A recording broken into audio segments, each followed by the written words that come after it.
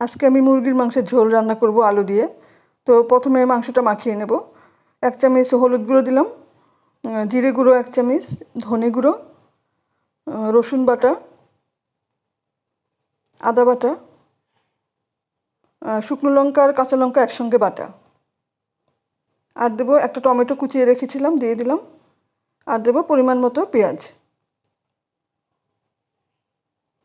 নুন দিয়ে দিলাম।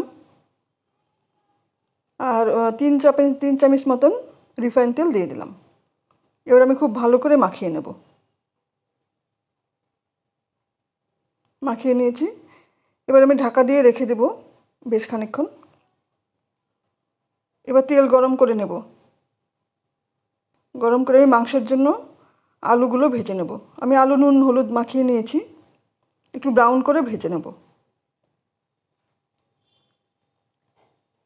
এবার দিয়ে দিলাম তেজপাতা আর গোটা গরম মশলা, দিলাম দারচিনি, এলাচ আর লবঙ্গ।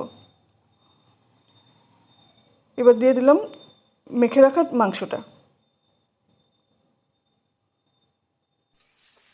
এবার খুব ভালো করে কষিয়ে নেব।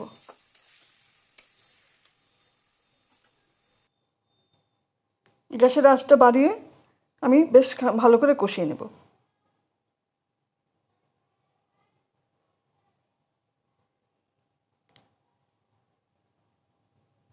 কষিয়ে নিয়েছি। এবার আমি আলু দিয়ে আবার একটু কষাবো। মাংসের সঙ্গে আলুটা কষালে আলুটা বেশ ভালো লাগে খেতে। এবার দিয়ে দেব পরিমাণ মতো গরম জল।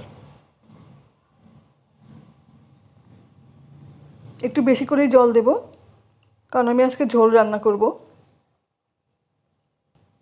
ঢাকা দিয়ে রান্না করলাম। আলু আর মাংস সেদ্ধ হয়ে গেছে, রান্নাও হয়ে গেছে। আমি এবার গুঁড়ো গরম মশলা দিয়ে দিলাম।